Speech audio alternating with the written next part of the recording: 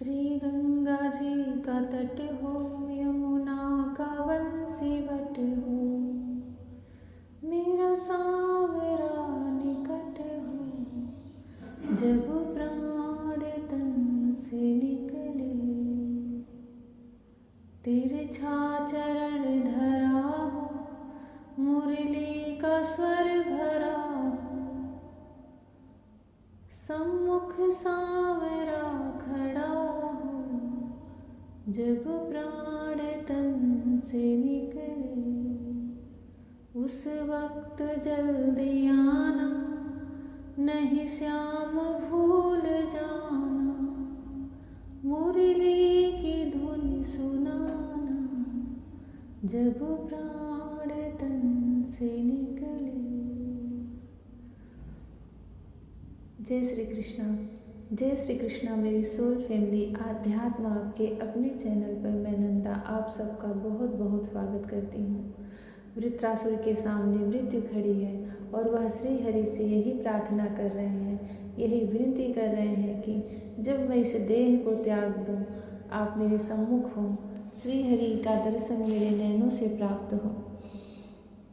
श्रीमद् भागवत महापुराण का छठा स्कंद 12वां अध्याय वृत्रासुर का वध।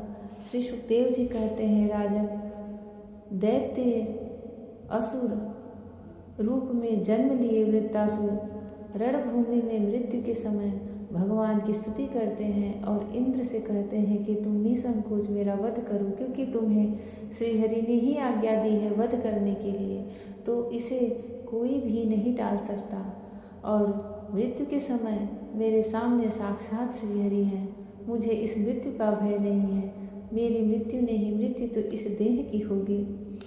वृत्रासुर का यह अद्भुत ज्ञान देख करके सारे देवताओं को भी बड़ा ही आश्चर्य हुआ, बड़े ही अचंभित हुए। श्री सुखदेव जी कहते हैं, राजन, वृत्रासुर रणभूमि में अपना शरीर छोड़ना चाहता था, क्योंकि उसके विचार से इंद्र पर विजय प्राप्त करके स्वर्ग पाने की अपेक्षा मरकर भगवान को प्राप्त करना श्रेष्ठ था। इसलिए जैसे प्रलयकालीन जल में कैटभासुर भगवान विष्णु पर चोट करने के लिए दौड़ा था, वैसे ही वह भी त्रिशूल उठाकर इंद्र पर टूट पड़ा। वीर वृत्रासुर ने प्रलयकालीन अग्नि की लपटों के समान तीखी नोकों वाले त्रिशूल को घुमाकर बड़े वेग से इंद्र पर चलाया और अत्यंत क्रोध से सिंहनाद करके बोला, पापी इंद्र, अब तू बच नहीं सकता। इंद्र ने यह देख कर कि वह भयंकर त्रिशूल ग्रह और उल्का के समान चक्कर काटता हुआ आकाश में आ रहा है, किसी प्रकार की अधीरता नहीं प्रकट की और उस त्रिशूल के साथ ही वासुकी नाग के समान वृत्रासुर की विशाल भुजा अपने 100 गांठों वाले वज्र से काट डाली।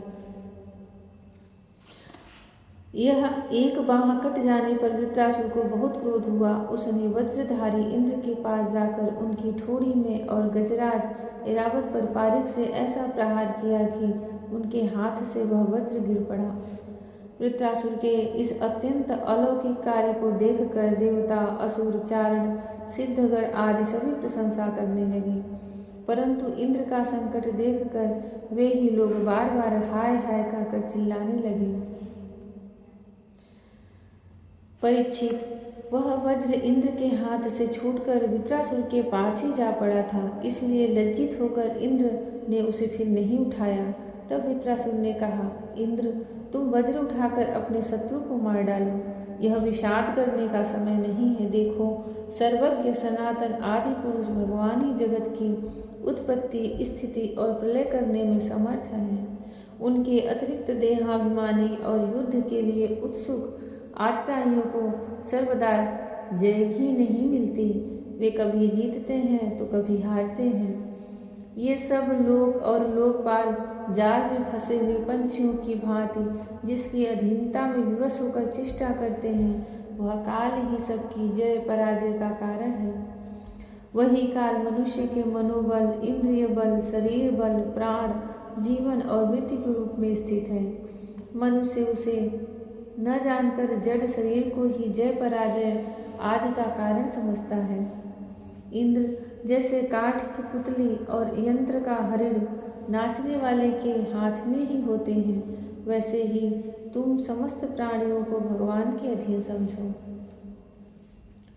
भगवान के कृपा प्रसाद के बिना पुरुष, प्रकृति, महतत्व, अहंकार, पंचभूत, इंद्रियां और अंतःकरण, चतुष्टय, ये कोई भी इस विश्व की उत्पत्ति आदि करने में समर्थ नहीं हो सकते। जिसे इस बात का पता नहीं है कि भगवान ही सबका नियंत्रण करते हैं, वही इस परतंत्र जीव को स्वतंत्र कर्ता भोक्ता मान बैठता है। वस्तुतः स्वयं भगवान ही प्राणियों के द्वारा प्राणियों की रचना और उन्हीं के द्वारा उनका संहार करते हैं। जिस प्रकार इच्छा न होने पर भी समय विपरीत होने से मनुष्यों को मृत्यु और अपयश आदि प्राप्त होते हैं, वैसे ही समय की अनुकूलता होने पर इच्छा न होने पर भी उसे आयु, लक्ष्मी, यश और ऐश्वर्य आदि भोग भी मिल जाते हैं। इसलिए यश, अपयश, जय, पराजय, सुख, दुख, जीवन, मरण, इनमें से किसी एक की इच्छा अनिच्छा न रखकर सभी परिस्थितियों में समभाव से रहना चाहिए। हर्ष, शोक के वशीभूत नहीं होना चाहिए। सत्व, रज और तम, ये तीनों गुण प्रकृति के हैं, आत्मा के नहीं। अतः जो पुरुष आत्मा को उनका साक्षी मात्र जानता है, वह उनके गुण दोष से लिप्त नहीं होता। देवराज इंद्र, मुझे भी तो देखो, तुमने मेरा हाथ और शस्त्र काटकर एक प्रकार से मुझे परास्त कर दिया है, फिर भी मैं तुम्हारे प्राण लेने के लिए यथाशक्ति प्रयत्न कर ही रहा हूँ।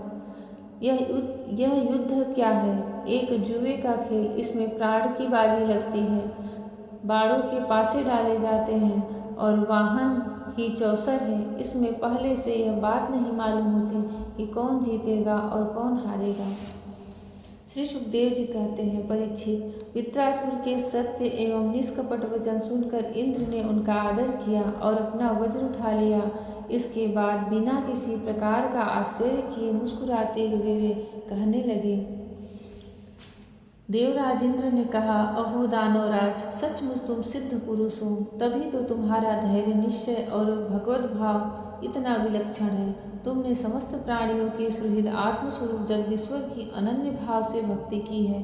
अवश्य है तुम लोगों को मोहित करने वाली भगवान की माया को पार कर गए हो, तभी तो तुम असुरोचित भाव छोड़कर महापुरुष हो गए हो। अवश्य यह बड़े आश्चर्य की बात है कि तुम रजोगुणी प्रकृति के हो, तो भी विशुद्ध सत्व स्वरूप भगवान वासुदेव में तुम्हारी बुद्धि दृढ़ता से लगी हुई है। जो परम कल्याण के स्वामी भगवान श्री हरि के चरणों में प्रेम में भक्ति भाव रखता है, उसे जगत के भोगों की क्या आवश्यकता है। जो अमृत के समुद्र में विहार कर रहा है, उसे क्षुद्र गड्ढों के जल से प्रयोजन ही क्या हो सकता है। श्री सुखदेव जी कहते हैं, परीक्षित, इस प्रकार योद्धाओं में श्रेष्ठ महापराक्रमी देवराज इंद्र और वित्रासुर धर्म का तत्व जानने की अभिलाषा से एक दूसरे के साथ बातचीत करते हुए आपस में युद्ध करने लगे। राजन, अब शत्रुसूदन वृत्रासुर ने बाएं हाथ से फौलाद का बना हुआ एक बहुत भयावना पारिक उठाकर आकाश में घुमाया और उससे इंद्र पर प्रहार किया, किंतु देवराज इंद्र ने वृत्रासुर का वह पारिक तथा हाथी की सूंड के समान लंबी भुजा अपने 100 गांठों वाले वज्र से एक साथ ही काट गिराई। जड़ से दोनों भुजाओं के कट जाने पर वृत्रासुर के बाएं और दाएं दोनों कंधों से खून की धारा बहने लगी। उस समय वह ऐसा जान पड़ा मानो इंद्र की वज्र की चोट से पंख कट जाने पर कोई पर्वत ही आकाश से गिरा हो। अब पैरों से चलने फिरने वाले पर्वतराज के समान अत्यंत दीर्घकाय वृत्रासुर ने अपनी ठोड़ी को धरती से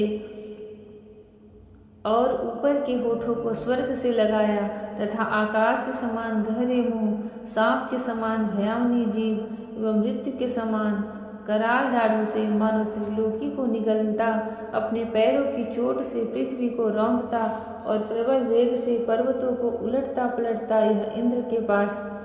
वह इंद्र के पास आया और उन्हें उनके वाहन एरावत हाथी के सहित इस प्रकार ले गया जैसे कोई परम पराक्रमी और अत्यंत बलवान अजगर हाथी को निगल जाए।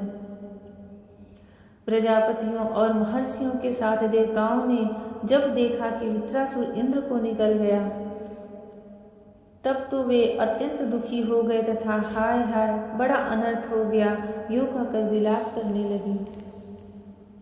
बल दैत्य का संहार करने वाले देवराजेंद्र ने महापुरुष विद्या नारायण कवच से अपने को सुरक्षित कर रखा था और उनके पास योग माया बल था।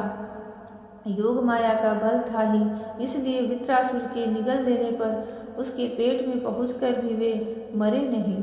उन्होंने अपने वज्र से उसकी कोख फाड़ डाली और उसके पेट से निकलकर बड़े वेग से उसका पर्वत शिखर के समान ऊंचा सिर काट डाला। सूर्य आदि ग्रहों की उत्तरायण दक्षिणायन रूप गति में जितना समय लगता है उतने दिनों में अर्थात 1 वर्ष में वृत्रवृध का योग उपस्थित होने पर घूमते हुए उस तीव्र वेगशाली वज्र ने उसकी गर्दन को सब ओर से काट कर भूमि पर गिरा दिया। जय श्री कृष्ण। उस समय आकाश में दुदुम्बियां बजने लगी। महर्षियों के साथ गंधर्व सिद्ध आदि वित्रघाती इंद्र का पराक्रम सूचित करने वाले मंत्रों से उनकी स्तुति करके बड़े आनंद के साथ उन पर पुष्पों की वर्षा करने लगे। शत्रु दमन परीक्षित उस समय वृत्रासुर के शरीर से उसकी आत्मज्योति बाहर निकली और इंद्र आदि सब लोगों के देखते देखते सर्वलोकातीत भगवान के स्वरूप में लीन हो गई। जय श्री कृष्ण।